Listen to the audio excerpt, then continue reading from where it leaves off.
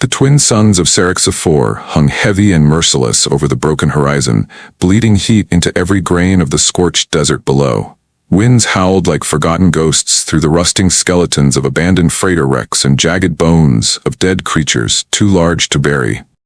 Amidst this furnace of silence, two small shapes lay bound beside a cracked obsidian spire, creatures shivering, not from cold but pain. They were dragons, barely beyond their hatching years, their limbs tied with plasma wire that cut into scale and sinew, the cords still glowing faintly from the cruel energy that pulsed through them. They had once been cherished, bred in the private solar forges of the royal household aboard the dread barge Sovereign Fang, named Pyr and Vec by the alien prince who had grown tired of their loyalty. He had kept them for show, for amusement, for the lavish parties where nobles tossed scraps at their curled bodies like pets performing tricks. But when Pyr tried to shield Vec during a scolding and singed the prince's robe with a misfired spark, punishment was swift and theatrical. They were loaded into a rust bucket hauler and dropped like trash into the desert by laughing guards, left to roast under the sun and die slowly in a place too remote for pity. For 3 days they lay there, their tongues dried and cracked, their wings blistered, their eyes faded from sapphire to glass, blinking up at the sky as the sand shifted beneath them. Occasionally, Vec whimpered, his smaller body twitching with every passing gust of grit, while Pyr tried to curl around him with whatever strength her broken limbs could manage. No cry for help ever came, not until the 4th morning, when the wind shifted just enough to carry the scent of rust and engine grease from beyond the ridge. Hal Renner, a human mechanic too stubborn to leave this backwater world and too kind to ignore anything in pain, was out scavenging for spare parts when he noticed the faint shimmer on the horizon. It wasn't the usual heat mirage ripple. This one pulsed like a wounded thing. He adjusted his goggles and steered his sand cruiser toward it, grumbling to himself about melting fuel for mirages again, but something in his gut told him to keep going. When he reached the spire, the cruiser braked with a groan, and the silence that greeted him made his skin crawl. What he found knocked the breath out of him. 2 creatures, scaled and majestic even in agony, were wrapped in torture wires and nearly dead from the heat. One tried to lift her head when he approached, teeth bared in a hiss so weak it barely registered as sound. The other twitched once and then lay still, his flank rising and falling in shallow gasps. Hal dropped to his knees, pulling his glove off and laying a hand against the neck of the larger one. The skin was hot, fevered, unnatural. He looked at the wires, recognized the prince's seal burned into the metal, and his jaw clenched. "Monsters," he whispered, not at the dragons, but at whoever did this. With slow precision, he drew his plasma cutter and started slicing through the restraints.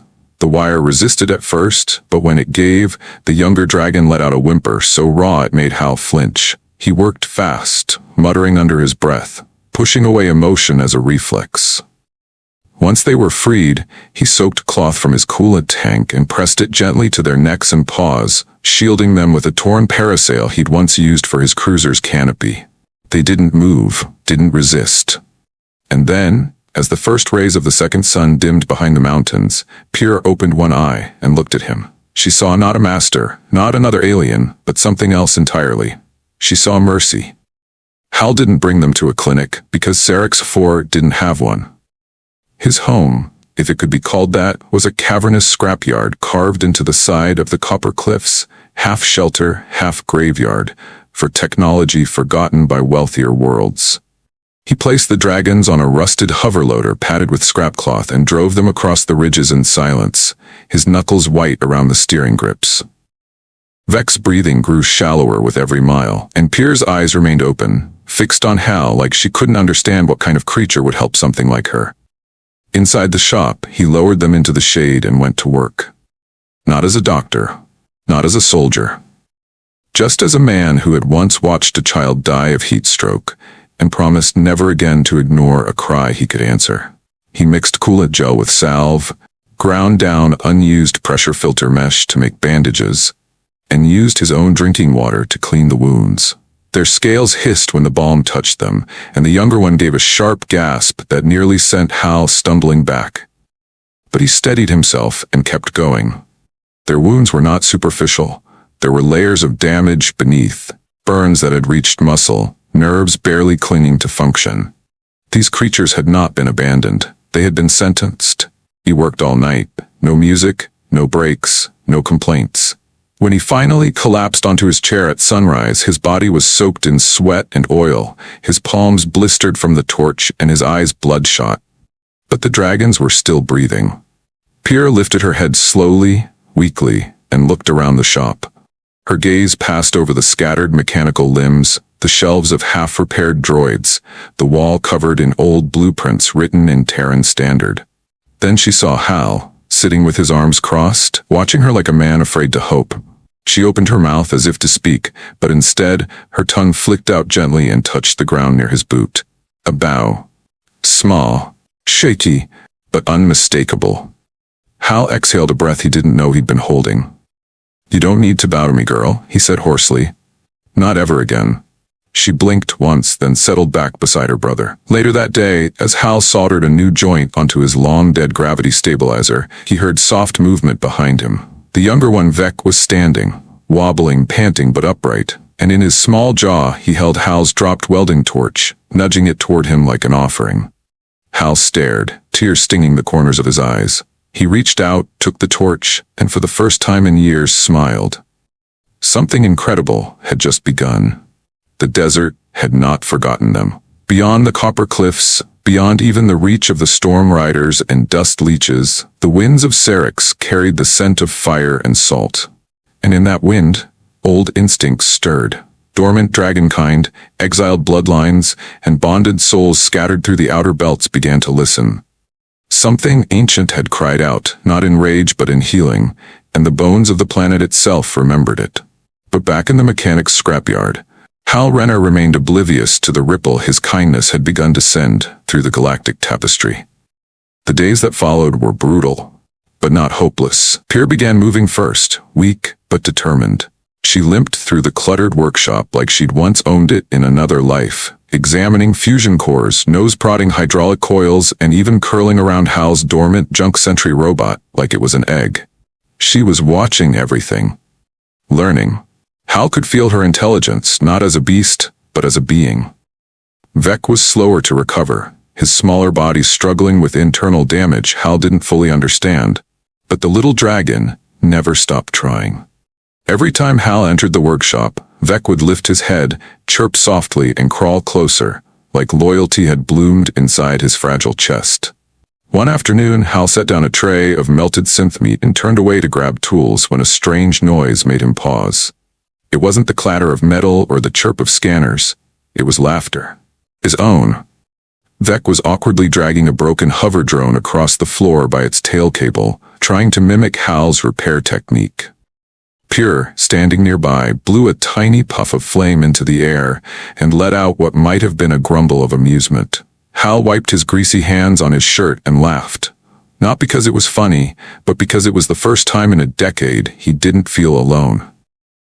That evening, as the sun set over the rust dunes, Pierre crawled out of the hangar and perched atop the old comms tower, her cracked wings stretched wide like a statue honoring forgotten gods. Hal joined her, climbing the tower slowly and sitting beside her in silence. She didn't move, but she didn't shy away either. When the wind brushed past them, her head turned toward him and their eyes met. He didn't speak. He didn't need to, because the dragons weren't just pets anymore. They were healing. And somewhere, out in the dunes, something was watching. In the obsidian throne hall of the Sovereign Fang, Prince Veskar of House Zenthic sat with a goblet of molten wine cradled in his 6-ringed fingers, sneering at the bounty report laid across his command desk.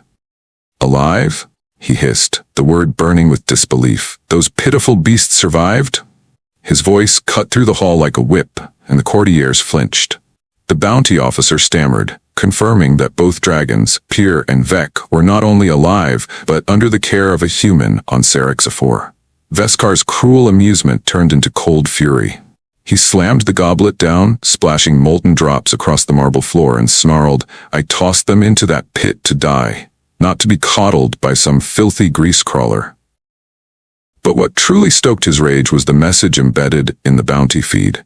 It was brief, unsigned, and likely inserted by a smuggler who'd seen the dragons and recognized them. He didn't tame them, they chose him. Veskar ordered a team of enforcers to Sarex 4. Capture the dragons, kill the human, he said with venom, burn the scrapyard to sand and salt. Back on Sarex, Hal was unaware of the danger barreling toward him. He spent that day cleaning out the east section of the shop to build a stable of sorts. More shade, better airflow, softer scrap pads for sleeping. Pierre watched him from the rafters, eyes narrowed in something almost like suspicion. And when he paused to sip water and wipe sweat from his brow, she hopped down beside him, gently nudging a bundle of coiled tubing toward his feet. "Trying to tell me I'm slow, huh?" Hal chuckled. She grunted in agreement. But later that night, when Hal shut down the yard's perimeter scanners, a shadow passed across the dunes. Too low, too silent. It was the Prince's enforcer ship, sleek and black, cloaked with stealth plating, so advanced even Hal's patched-up sensors couldn't detect it. They landed a few kilometers away, and they began to march. Armed with shock blades, suppression nets, and stun bolts designed to paralyze dragonkind, they crept through the valley under cover of darkness. Their orders were clear. No mercy, no witnesses, and above all, recover the dragons intact. But what they didn't know was that Vec had woken in the middle of the night, whining softly at the door of the mechanic's chamber. Hal stirred, pulled on his boots, and opened the hatch just in time to hear the faintest sound, a low hum in the sand. Not from the wind, from boots.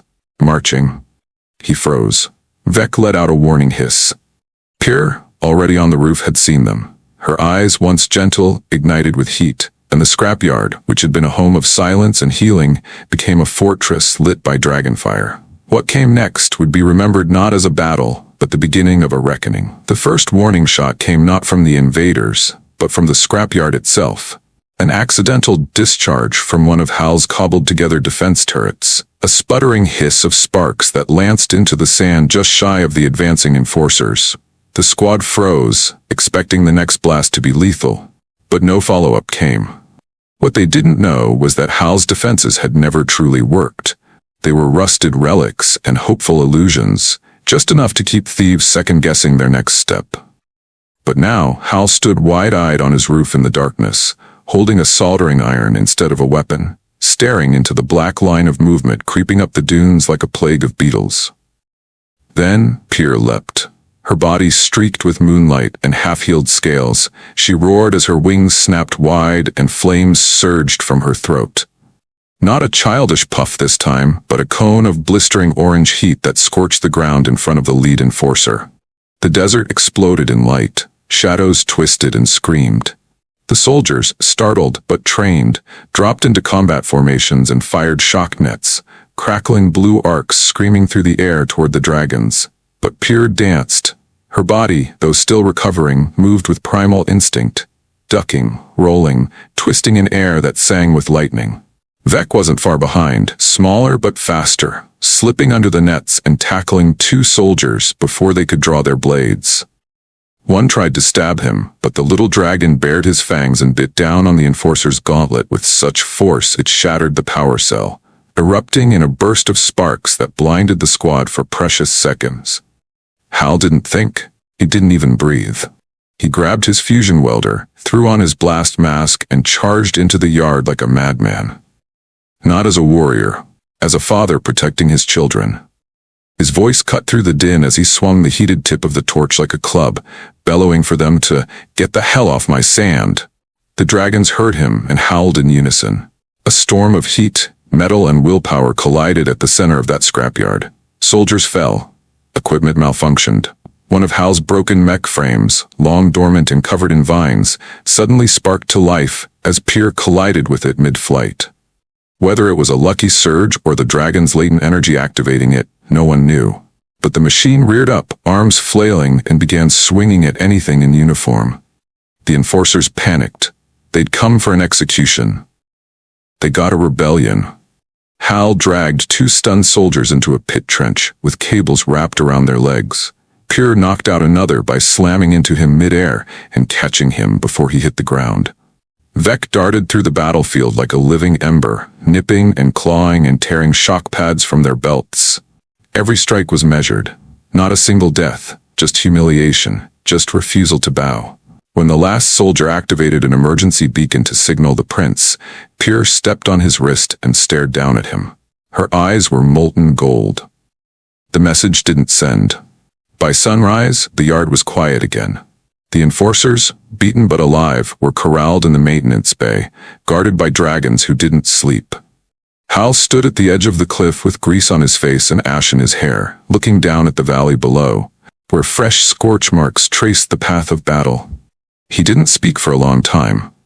Then he said, "This is bigger than I thought." And somewhere far above them, aboard a throne cruiser of black steel and glass, Prince Veskar watched the captured footage, watched his cast-off pets fight like legends beside a human grease monkey, and felt something twist inside him that no fire could ever burn away. The throne room of the Sovereign Fang pulsed with angry light, its black walls rippling with synthetic muscle as if the ship itself could sense its master's fury. Prince Veskar sat hunched in his command cradle, claws digging into the polished armrests, lips pulled back to bare his fangs as the footage replayed. Again and again. The moment Pierre spat flame, the moment Vec broke rank, the moment a Terran dirt worker swung a fusion tool like a weapon and screamed at trained assassins. It wasn't defiance that stung, it was betrayal. Those dragons were his. He had fed them with royal milk, bathed them in plasma fountains, named them from his lineage. And now they served a scrap farmer who didn't even know the right way to pronounce their breeds. He slammed his fist into the holodesk and snarled, "Send the inversion guard. No prisoners this time. I want that Terran's bones sent to me in a glass case." But not all aboard the cruiser agreed. Whispers spread through the ship's lower decks, among cleaners, junior navigators, and shadow servants who remembered the kindness the prince lacked. Some had heard tales of the mechanic. Some had even seen him in contraband broadcasts passed around in secret. A man with dragons sleeping on his lap and fire curling from his shoulders, not with rage, but protection. The legend was growing. Back on Sarix 4, Hal wasn't concerned with legends. He was welding again, this time reforging the collapsed southwest tower into something sturdier, something that could withstand heat and storm and maybe even missiles. Pierre perched nearby, occasionally dropping small metal scraps into his hands like offerings, her tail swishing like a cat's. Vec lay curled on the workbench with a cracked tablet in his mouth, chirping every time Hal muttered a curse. Hal was rebuilding, but he wasn't preparing for peace. He knew more would come, he could feel it in the wind. That night, as he sat beside the fire pit surrounded by sleeping dragons and rusted metal, he looked up at the stars and found one glowing brighter than the others. Not a star, a ship descending. And he didn't feel fear. He whispered, "Let them come." And the dragons, even in slumber, rumbled in agreement. The second wave did not arrive quietly. The inversion guard dropped from the sky in columns of shadowed flame, their landers encased in black alloy and scorched insignias that hadn't been seen since the Zenthic Wars.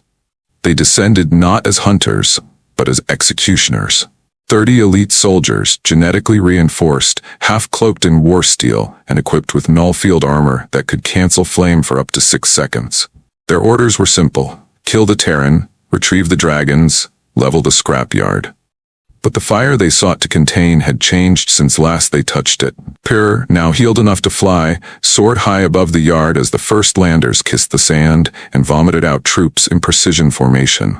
Vec, smaller but sharper, darted between crumbling girders and defense pylons, snipping charge packs off dropped munitions like a child picking fruit. The dragons had trained, not in drills or commands, but through instinct, pain, and play. Every scrap of Hal's junkyard had become their dojo, every broken mech leg a perch, every shattered pod a blind to stalk from. Hal didn't bother hiding. He stood in the yard in full view, arms bare, plasma wrench hanging loosely from his belt like a sword worn by someone who had long since stopped caring what others feared. He was not a soldier. He was not a warrior. He was a man who had fixed broken things for 30 years. And he looked at the approaching guard not with terror, but with the weariness of a man forced to clean someone else's mess again. The lead guard commander stepped forward, helmet glinting, voice filtered through a distortion field. "You will be incinerated. This is mercy." Hal raised an eyebrow, spat to the side, and said, Try. The first bolt cracked the air, but it never landed. Pure dropped from the sky like lightning with wings. Her claws tore through the guards' front ranks like a forge through ice, her roar shaking the towers of rust as if they too remembered her suffering. Vec slammed into a heavy gunner, disabling his pulse launcher with a single well-timed flame burst to the ammo pack, then zipped beneath the man's falling body and leapt onto the next before he could react. The battle unfolded like poetry carved into fury. Flame versus null field. Claws against armor. Fire that did not want to destroy, but refused to be broken again. Hal moved through the chaos like a living current, pulling fuses, overloading engine blocks, slamming welding rods into pressure joints until machines exploded and the air itself trembled. For every guard that struck, the scrapyard struck back. Sentry bots reactivated. Turrets welded from microwave cores erupted into arcs of plasma. Even the rusted towers shifted, tipped by the dragons to collapse onto enemy positions. But still, the inversion guard pressed forward. They were not mercenaries. They were chosen, loyal beyond death. And yet, even they began to hesitate. Because fire is not just heat. It remembers. It carries memory in every ember, every crackle of light across the dark. And Pierre's fire was no longer just hers. It was fused now with something older, deeper, forged in human hands and lit by compassion. It sang not only of vengeance, but of sanctuary. A flame that didn't consume everything, but chose what to protect. By nightfall, 6 inversion soldiers remained, bleeding, cornered, broken. And still Hal didn't kill them. He bound them, bandaged them, fed them water, and told them, "You're done, go home." They didn't understand at first, but Vec curled at their feet and growled once.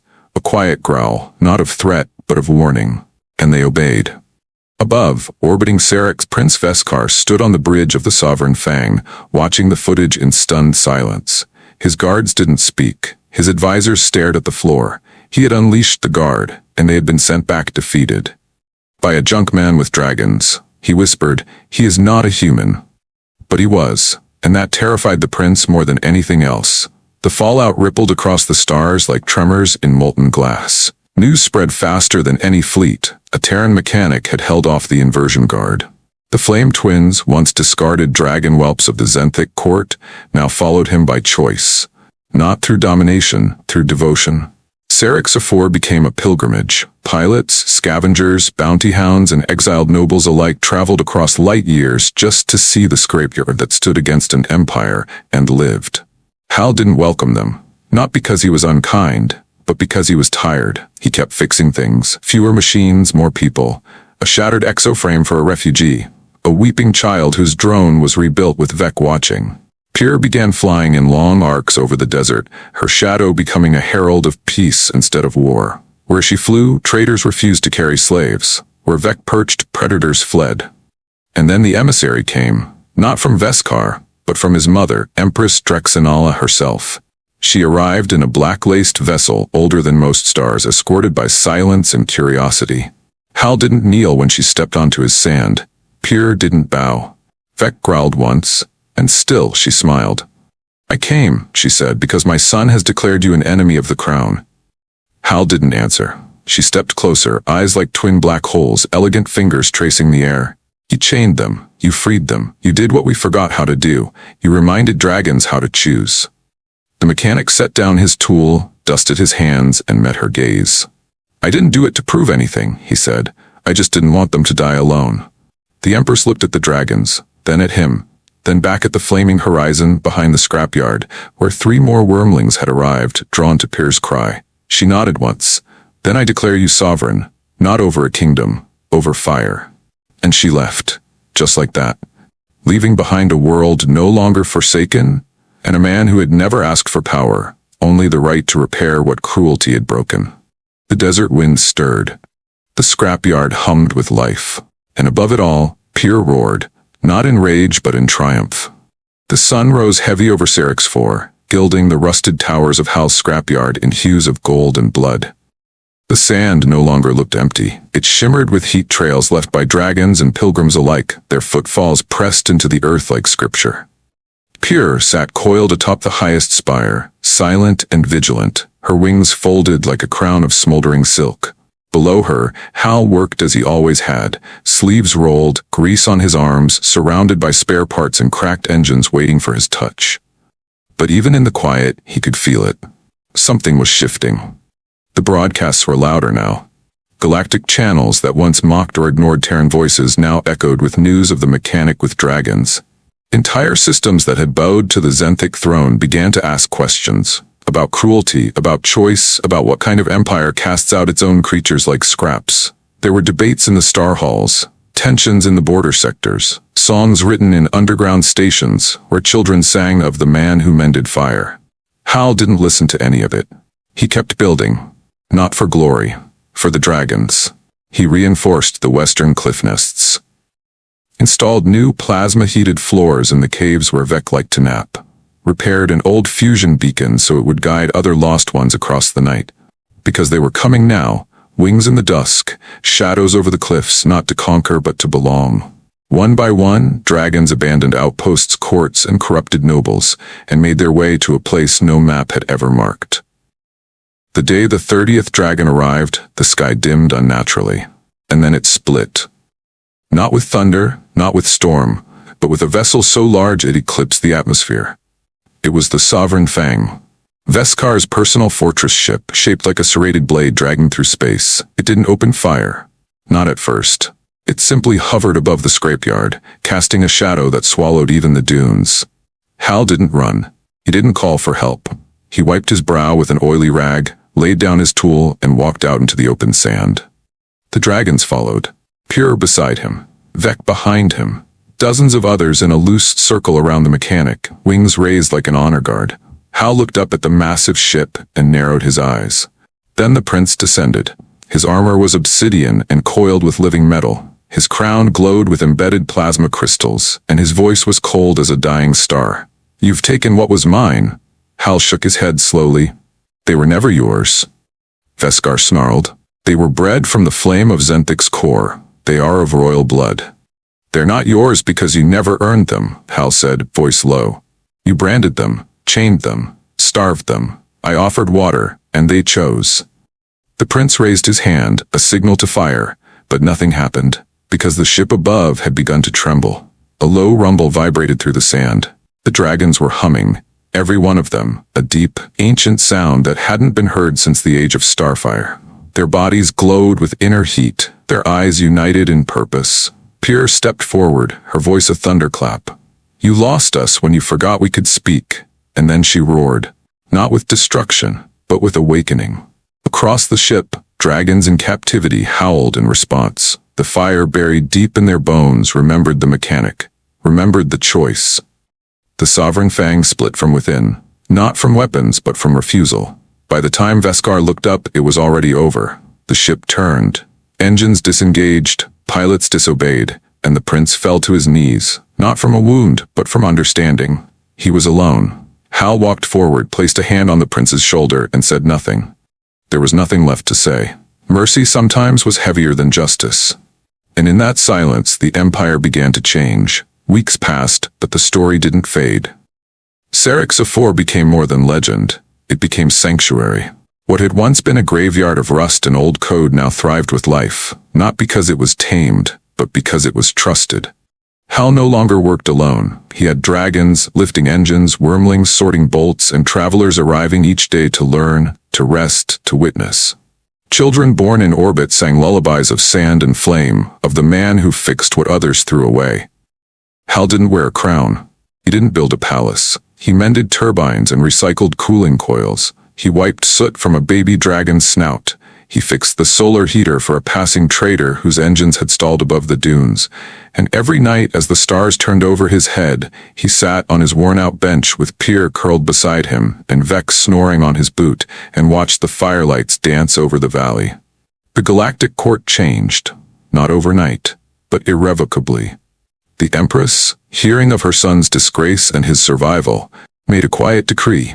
The right to choose one's bond could never again be revoked by birth or blood. Dragonkind were no longer property, they were kin. And on the edge of the universe, a man who never wanted any of it still rose each morning before the suns, picked up his wrench, and asked softly, "All right then, what's broken today?"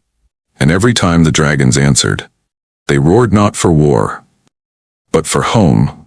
Enjoy the video? Don't forget to like, subscribe, and hit the bell icon for more exciting content. Thank you for your support.